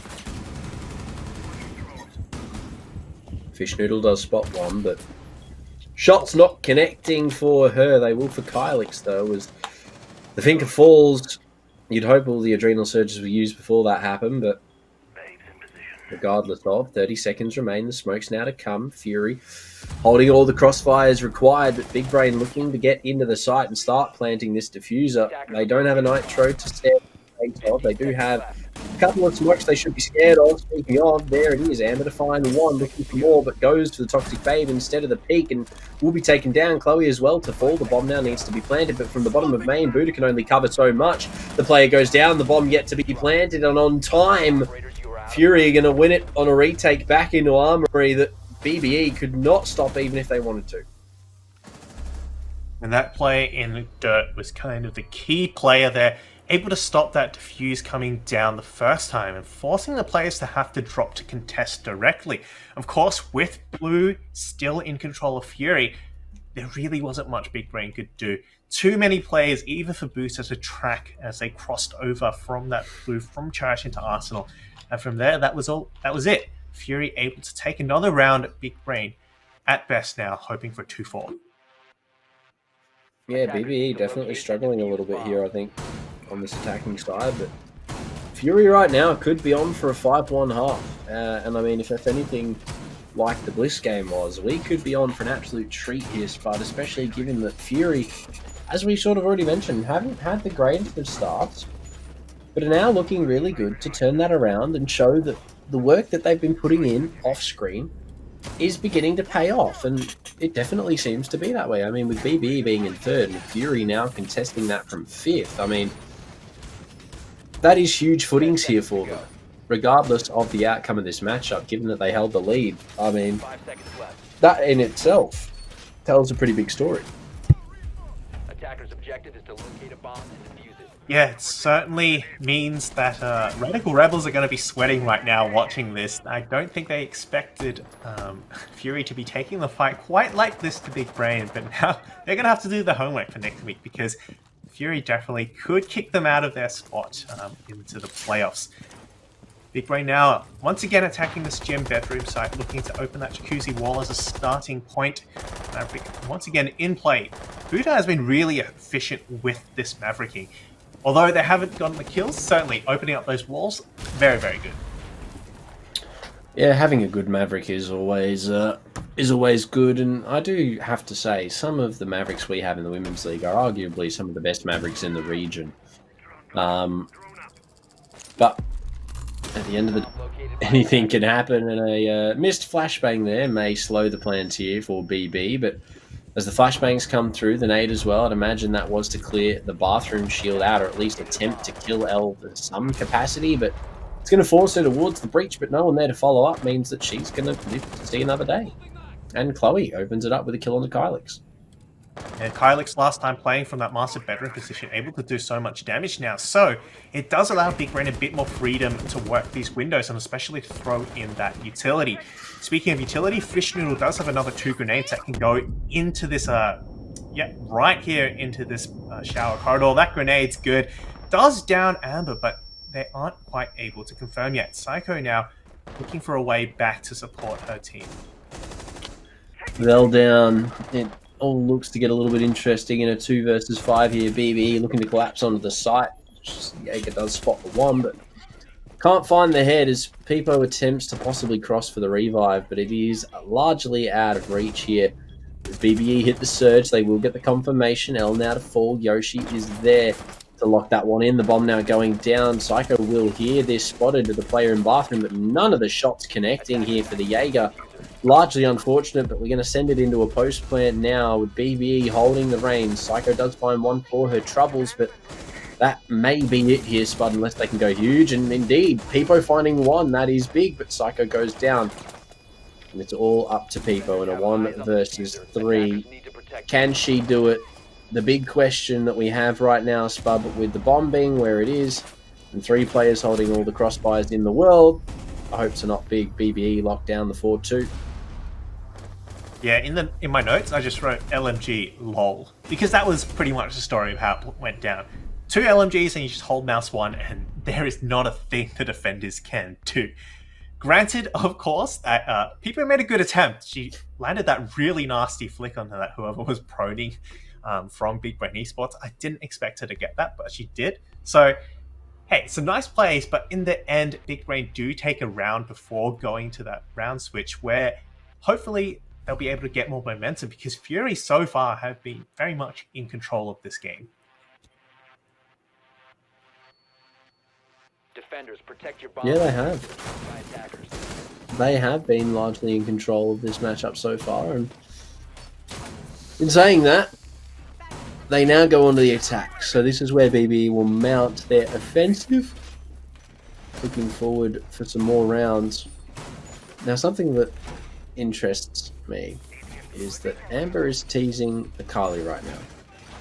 When Flores is on the board, you've got Yana, Ash, Sophia, but opting to bring the Kali 10 seconds left before insertion. is definitely not something that I would have expected 5 seconds. at all from Fury, but we'll see how it pans out for Amber, I guess. Attacker's objective is to locate a bomb and defuse That, it. either it's going to work really well or not at all. But with some of the insane shots that Amber has been hitting, I certainly could see her getting some nice picks there, especially since people just don't expect you to be sitting out all the way on Ruins, waiting for things to happen. So we'll see how that works out. It is an operator to keep an eye out. Indeed it is. As the remainder of Fury make their way quickly towards the garage side of things, with that wall already being opened up, and Kylix here on the main breach, waiting for the level to come, and there it is. The wall now will be opened up after the utility has been cleared off. A big hole indeed opened up here, but making good time, Fury, with some good control already. Possibly now switch their focus over to the garage side of things Attackers have to located clear a out Fish bomb. Noodle. Once again, we see the Wamai playing in this garage position, but supported, of course, by those Coyote Claws, keeping the garage wall shut, the ADS, and all these Azami barricades. So it's going to be very, very difficult to land, to flush her out of this position. Only way is maybe if she gets careless and goes for a peek she shouldn't, which could have, just then, could have been the story, but she will survive at least for now. She will for now, so that is at least a good start. Having all 5 players left alive is always a good thing, but either or, Spud, we come into the last half round here as Fury switch up the take and start looking to put some pressure over towards the master bathroom side, with obviously the information provided by self-droning and teammates relaying information. Fury are looking for a multi-pronged approach here from inside of stock, and I mean, that could be the play, but at the same time, this could also come back to hurt them. Yeah, with so much utility kind of dumped into that Rafters position, this might be the idea here. Fish Noodle does actually fall. It will be Amber who does find that kill, however, taken out on her own as well. Now Buta retaking this garage position. But will it be too little, too late? Possibly. We see no reinforcement at the top of red, so provided anyone chooses to spray through the wall here, Chloe will not be there for very long. As there is a reinforcement. Oh, is there? It didn't look like it. My bad. Either way, great nade's going to force Yoshi into the open, and that will be the down. No confirmation just yet, but 4 ex-Kairos on this breach from Con to help hold the cross, and it is going to be Kylix looking to go for the plant. Buddha still holds control of garage, though, so that is going to make things interesting here for Fury on the entry. Flashbangs to come. They will get the crossover, but Buddha is there to greet the diffuser drop. They have to get a frag on the re here, but Buddha finds another, the shotgun in hand. It's all falling apart for Fury. They need to do something. They can't even retrieve the diffuser. Psycho sent flying, and BBE locked down their first round on defense. That was almost... that was almost a perfect execute for Fury. I'm going to say that. It was almost, right? They read perfectly the way that Big Brain Esports had set up and then pushed the weakness. They went through that con area where it wasn't. They didn't have the ADSs available. They didn't have the wall denial. And it almost worked, save for the fact that the diffuser was in the wrong place. And that was where it fell apart. With Buddha still in control of garage, she was able to take out the diffuser. And then even at the end there, she could have just stayed hidden. And it probably... Well, okay, they probably could have got the diffuser. But only just. It was that close. Had Fury had the, taken the diffuser over to the other side, I certainly think that could have been a Fury round. 100%. 100% could have been a Fury round, but BB just a little bit more prepared. Positionally, probably a little bit more prepared, and overall, locked it down. So, very well done, respectively. But yeah, Fury quite easily could have been a vice versa affair, provided they'd cleared Rafters out properly without losing Amber, but as much as it was a shame, Spud, they almost made it happen. So going forward, this is relatively anybody's game right now. Attackers must locate and defuse a in case bomb. we haven't mentioned it enough, this is a really important game for Fury. They need to win this. If they don't win this, Big Brain, they are going to be behind Radical Rebels in terms of points, in terms of round count, just off Big Brain getting more than 0 rounds. So they need to win this if they want to have any chance of making the playoffs. Yeah, they do. Oh my goodness. They really do. But with a kill like that, Chloe taking down Psycho. I mean, we've talked about some of the best smokes in the Women's League, and Psycho Chloe definitely fits in that category. I think Psycho a little bit bewildered as to how she just died, but regardless, she's gone. For the time being, Chloe, an insane shot to hit, but a great frag to find. Not only is Psycho down, one of the big fraggers for Fury right now, that's the Ying as well. So Candella's no longer in tow. Yeah, with that player advantage now, Big Brain are free to kind of fall back to site and play this game to force Fury to play the same mini games they had to do. And that's opening up all these hatches, getting those options as well. Here, L going for that hatch, does hear the C4, so will back off. Clears electricity as well. But so far, so good. Apart from that early loss, Fury have been making pretty good time. They've still got a minute and a half the round to work with, and all these vertical angles to play. Plenty available right now for them, and I mean, even in saying that, BBE still holds so much, and I know we say it, but a minute, given the control that Fury have and that they've lost a pick, is not a lot of time. They are making the better of it, though. They are sort of going a lot quicker through the checklist as they were moments ago, taking the bottom of main, but they still have a lot of ground to cover before they go for the execute. Magnet does catch that grenade and leaves Fish Noodle, well, pretty much unscathed, and that, of course, is a power position that did allow Fury to win their own defense. So I expect, of course, Fury now to contest that at least and not leave that player unchallenged. But so far, Fury putting a lot of pressure onto Big Brain here. I do like the fact that Big Brain aren't playing too aggressively here. And yeah, with 30 seconds, it's going to be now or never for Fury. The smoke to cover Blue, but it's Chloe to find a double. Fish Noodle from inside of Blue, holding down this door through Moto. It's Amber for 2, but Yoshi trades it back, and BB holding the lead now. They look to try and go for the execute, but with Blue presence still there for Big Brain. Fish Noodle's able to lock it out. L now the last alive in a 1 versus 3. One player close, shotgun in hand, looking to do some damage. Will L spot any? No, she won't. Walks in, does get one, sorry, alive, but Yoshi, regardless, closes it down, and Big Brain find another round for themselves. Well fought round once again. Again, a little bit rushed at the end, you could say, but overall a lot better than what we've seen previously from Fury. And honestly, with Amber's double kill there, really could have opened things up. Had she not been traded out, I certainly think Fury would have won that just off the back of the space that Amber managed to clear. Unfortunately, of course, we mentioned earlier they were already a player down. Losing those 2 players leaves it in a 2 versus X.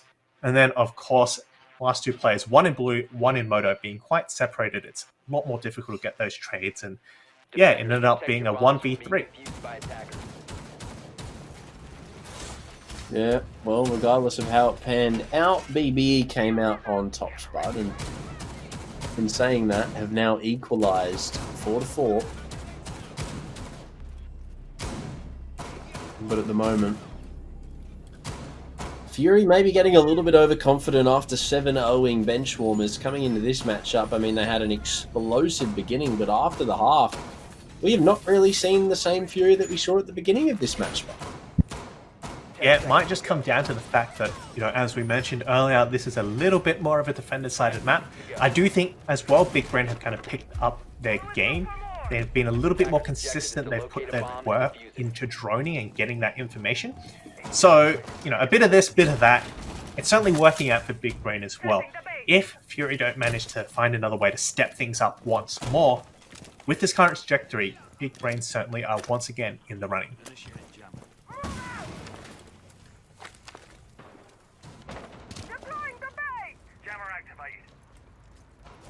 Oh, look.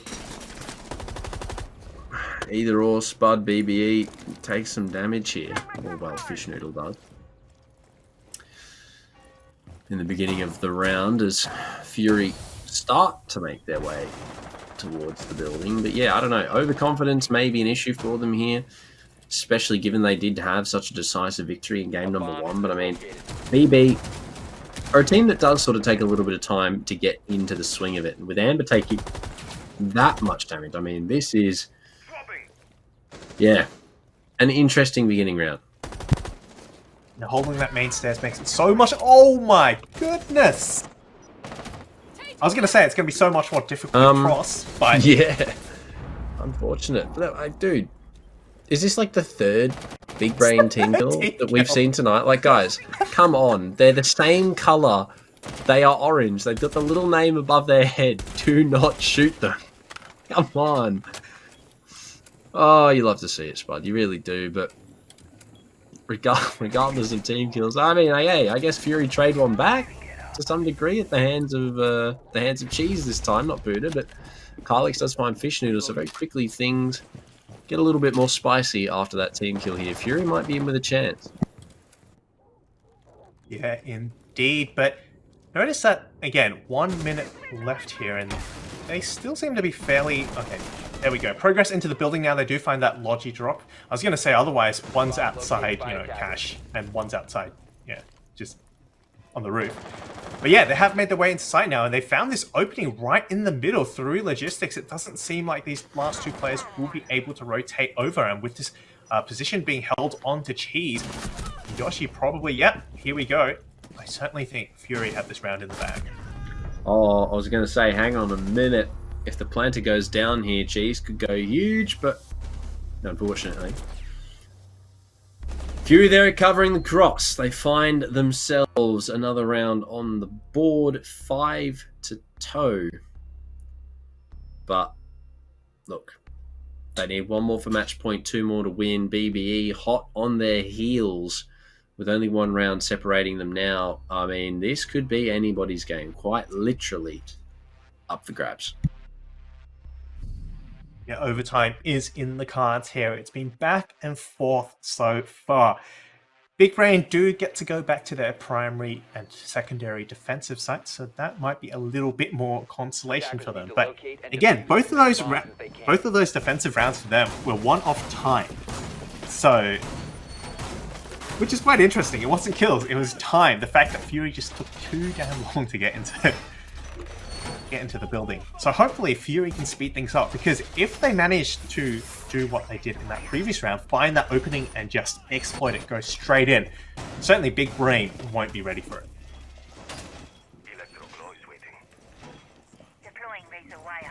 Yeah, BBE definitely sort of struggling with the whole shock and awe approach that Fury went for in that last one. So hopefully they've noted that down and know that they should be doing it again. But either way, we'll see what happens. Attackers are moving out to locate a bomb and defuse. Torch is hot.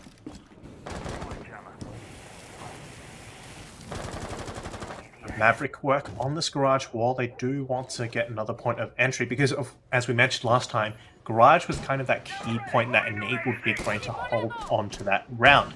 So they do want to be adding a bit more pressure here, and Maverick will be able to get through that wall denial.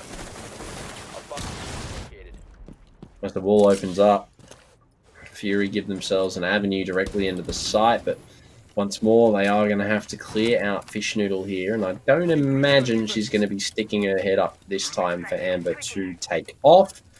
And with Buddha to support from bottom garage as well, I mean, it's going to be difficult here unless Fury coordinate themselves and get the job done concisely, as opposed to sort of one by one-ing through the door. But, I mean, look, Spud, a lot really available here for both sides as we come into the last 2 minutes. There's plenty of time to make something happen. Yeah, I think once again they've chosen to go for this back take as well. It worked out almost perfectly last time. As we mentioned, it was just the diffuser that was missing. Once again, they get pretty much free reign over this. They've taken this master bedroom area. They're into con. They've got that wall open now. And it's up to Big Brain now to adapt. Well, that's the last exothermic used, so the con wall isn't going to be opened here with that exothermic, which is an interesting choice, given that that was a big focus in the previous round for them, opening up that wall. Maybe we'll see L rotate over and put a Maverick line through it. I'm not too sure, but with little to no control downstairs inside a lounge, we have 2 Nitros here in the hands of Big Brain, 1 for Cheese and 1 for Yoshi that could go absolutely huge, as well as the shotgun in tow here, provided that this is where Fury are looking to execute. With a pre-place like that, I mean, things are going to get scary, but Buddha is the first to fall. Pipo does find that kill downstairs, so they have some inkling, but at the moment, it doesn't seem like they know all the information that they need. A great nade from Psycho lands, though. Yoshi goes down. One of the Nitros taken off the board. They just run straight into the site. Chloe will find one, but the consolidation is there. 3 big kills for Big Brain. Psycho now the last left alive, caught in the waiting arms of Cheese, and it's all up to L. A 1 versus 2, 30 seconds, a lot of time to make something happen, but needs to get 2 frags. Can she do it? No nades, No real utility. Some information, yes, but that is really all she has to work with. Knows there's one towards Wed. Will be spotted out. A lot of damage taken, but not expecting the pre-fire. Fish closes it out. BBE equalise once more. Clean. Explosive rush there into that cache site. It was almost perfect. It was that close to succeeding. I think, yeah, really, it could have gone Fury's way, and that was, yeah. I don't know what else to say about it, apart from the fact that the utility was well placed, the timing was great. It's just that sometimes you end up playing against people like Fish Noodle who just kill everyone, and there's nothing that can be done about it. So I don't think that round so much was a failure on Fury's part. I think that was just really well played and some great mechanical skill displayed from Big Brain. Okay. Attackers need to locate. On the other hand, I think there was one underlying issue there for Fury. Once more, we saw them with no garage control. And we saw 3 kills come from there. Chloe with 1, and I believe Fish Noodle with 2. Both of those players towards the garage side. And ultimately, even then, losing it out to the garage player at the end of that round. So I definitely think the lack of control there for Fury towards the Rafters side was a big issue for them. But as you said, everything else from that push was great. Just not having garage control, definitely a big issue that they should have addressed, but unfortunately didn't. So lessons learned, hopefully, for Fury going forward into round number 11. But at this point, we're looking at a possible overtime.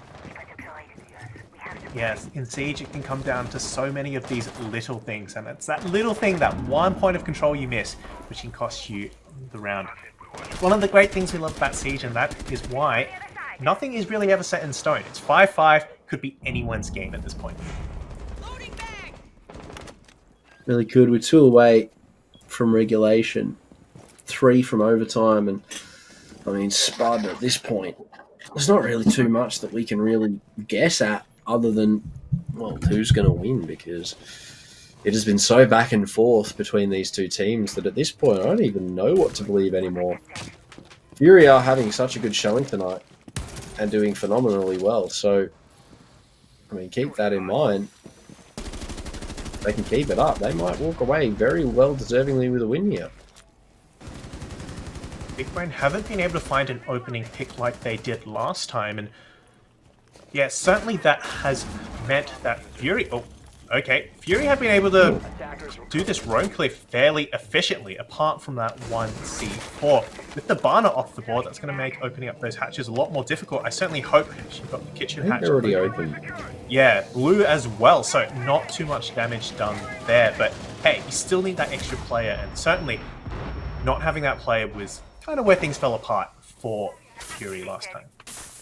Yeah, trying to push 5 with 4 is definitely not the best, but head spotted out. Amber takes a lot of damage. The first of 3 adrenal surges to come as the kitchen now begins to be opened up. A Nitro in the hands of Cheese, opting not to use it in the hands of finding some damage, but will go for 1 ultimately. But yeah, kitchen hatch actually closed, as we see from the OBS view, and that means that Fury are just going to have to brute force their way onto a site. Yeah, I do see that they have Moto open at least, and they've got blue, so they can work that pinch there, and especially take out that blue player, since last time, of course, that was a key pivot as well.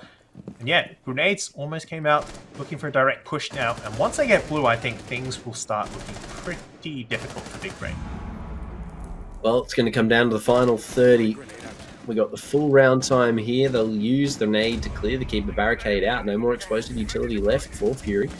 Push to come, the drop into Moto. They're looking for blue control. Need to find this kill into the site, but will not find anything. It's Buddha and Fish Noodle to find the first 2. Psycho does get 1, but it's Buddha to trade it back. A triple for her in the round. L falls as well. Yoshi and Big Brain find another round on the board for themselves. Fury cannot seem to put 2 in a row together, and they are going to request the timeout. I think rightfully so here, because it's match point in favour of Big Brain. They're on the defense as well. Spud, Fury need to make something happen here to send it into overtime. Yeah, that was really, really well played by Big Brain there. I like the fact that they kept together, not too close that a grenade would take them all out, or that you could just spray and get everyone, but close enough that they could provide support for each other so that when they took those gunfights, it wasn't a 1v1, it was a 2v1. As we saw, for example, Amber, when she was pre-firing that blue wall, another player was able to come out from a different angle and remove her from the board. And then Peepo, of course, not being able to cover, had to go for the peak again, a 2v1 gunfight. So really well played by Big Brain, but also really close by Fury. That drop, very, very explosive and almost caught Big Brain off guard again. It just sort of highlights the explosiveness that BBE can't seem to deal with. So they can keep that up. I mean, it'll be quite easily on for a dub here. I mean, well, for overtime at least. You just need to play aggressive out the gate, find a round, send it into OT, and then see what you can do from there. But at the moment, BBE looking good from the comeback to shut it out here. But on the top floor, master bedroom, things are going to be a bit difficult.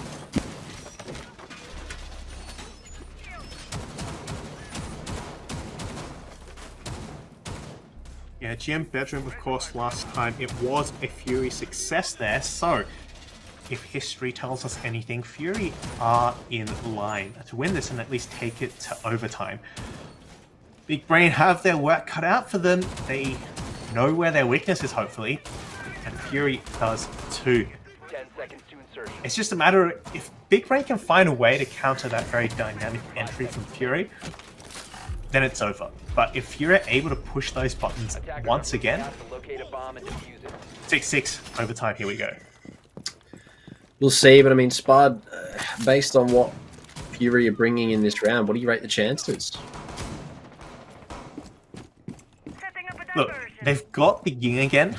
Last time we didn't quite see the Ying come into play because of that unfortunate early death, but certainly lends really well into Fury's playstyle. And I think we mentioned it earlier a couple of weeks ago that Fury seemed to be quite trigger happy and aggressive, and it was not working out for them. But now that they've managed to rein it in and know exactly when to apply it, that Ying could work wonders for them. And I really look forward to seeing how that's going to be brought into action.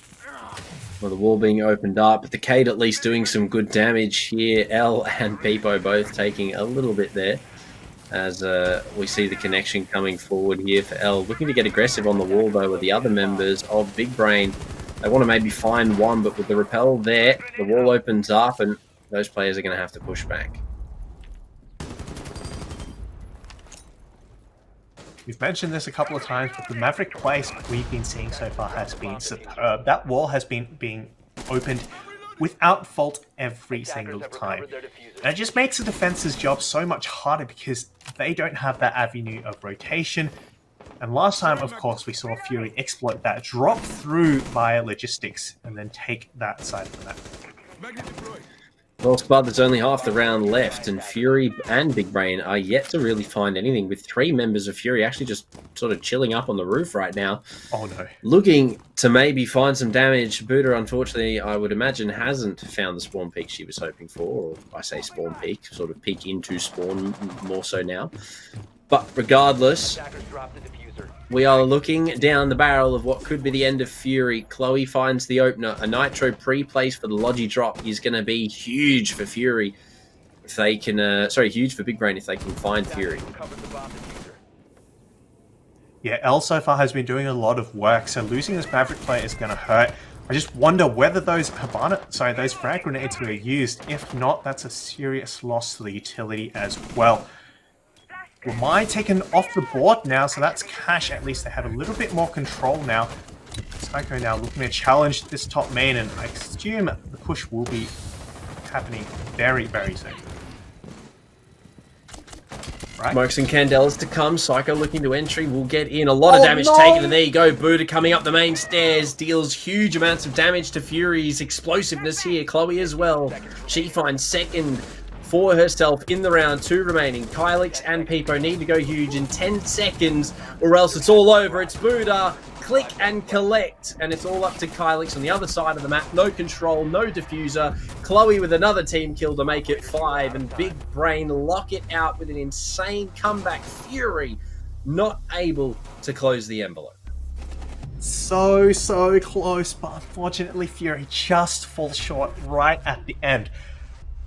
Again, we've seen how they played just then. It was almost there. There's so many rounds where it really could have gone in Fury's favor, and we could be seeing a 7-5 scoreline in the other way. So close, but yet unfortunately they do miss out on the mark, and as we were discussing previously, there are no overtime lost points. So unfortunately, they will not be taking any points, which means next week, if they want to make playoffs, they have to beat Radical Rebels and then Team Bliss. Yeah, look, Spud. I don't know how that's going to go for them. But unfortunately tonight, with a great lead, I mean, they found 4 on the defense, but only 1 on their attacking side, and they just could not put 2 and 2 together. So BBE, out of the woodwork, came back and took it in spectacular fashion. 7-5, it was regulation, they made it happen, and ultimately walked away with 3 lovely points for themselves. So you can't really bag it too much at the end of the day, but regardless, a really, really good result. Yeah, I mean, I say this all the time, and people are probably sick of me saying it, but it's the attacking rounds which defines a good team from a great team. And certainly, although Fury had a really, really strong defensive half, they did struggle a lot more on that attack, and that meant Big Brain Esports able to catch up and finally take that win.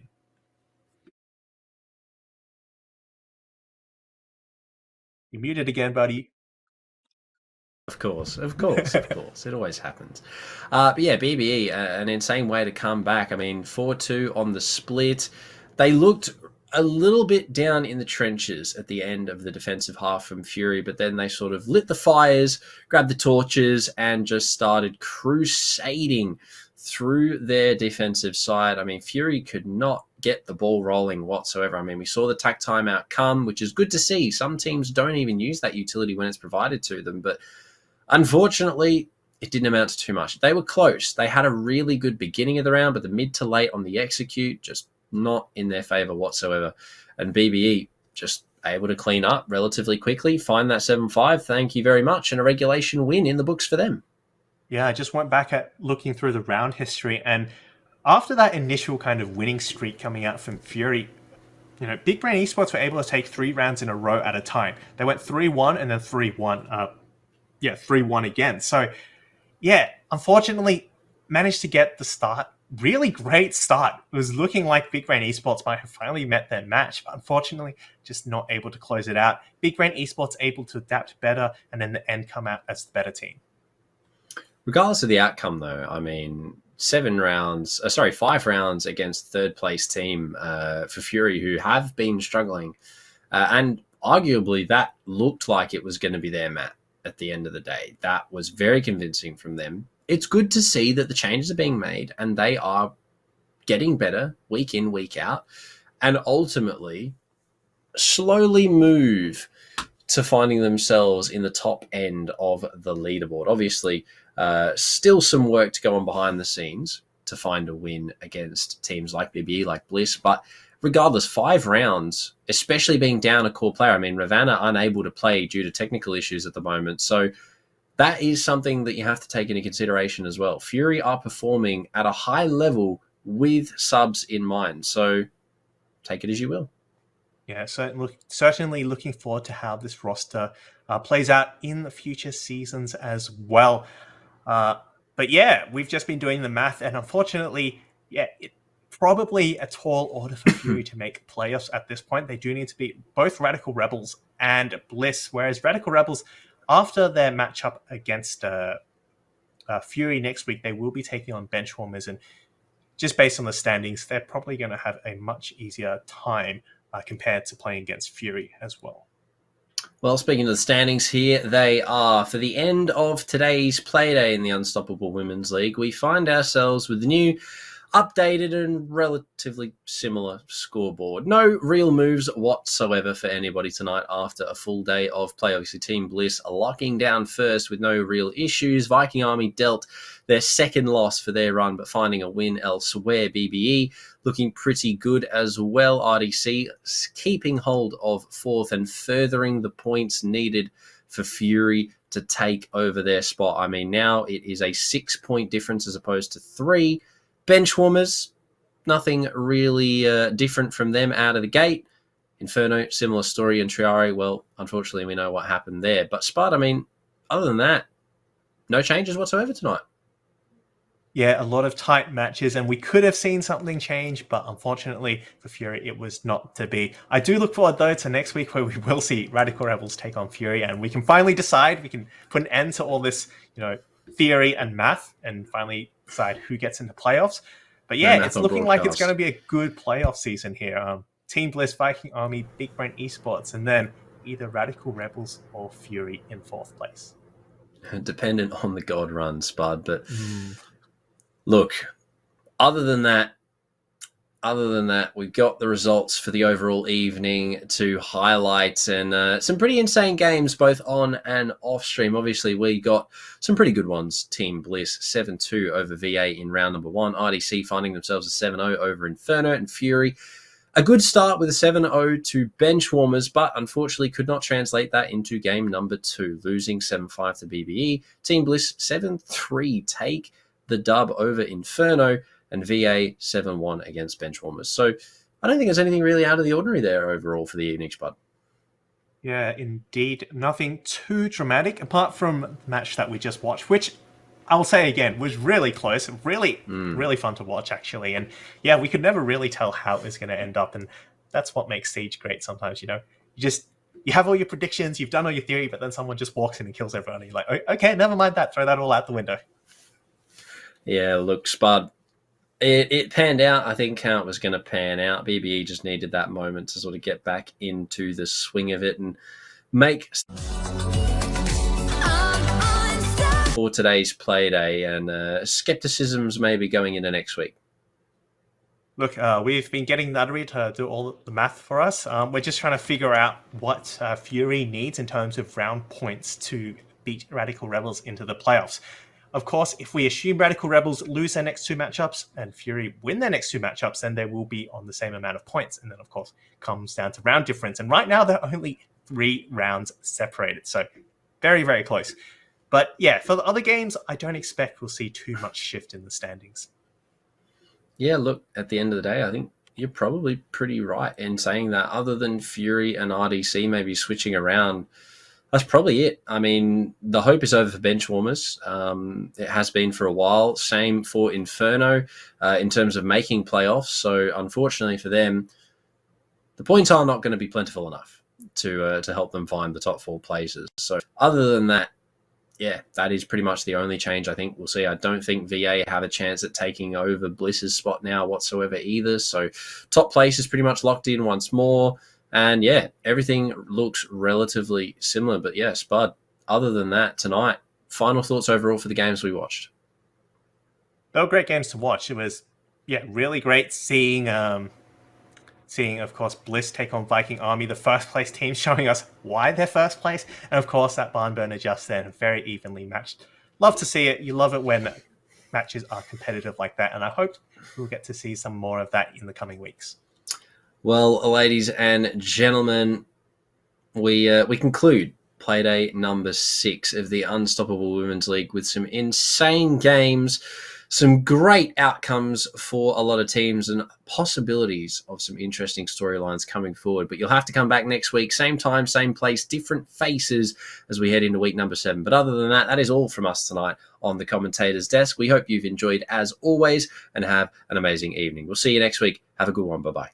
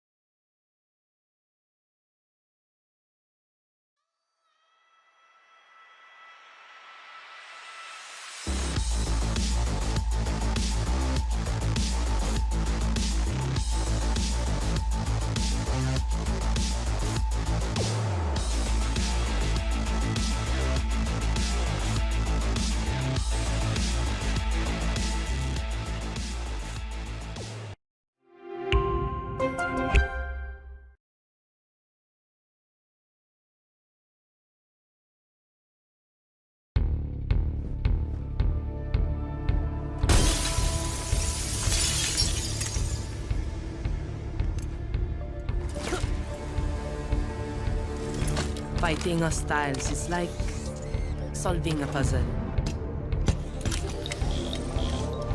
All the pieces are a total mess. Then you solve it as if you always knew the answer.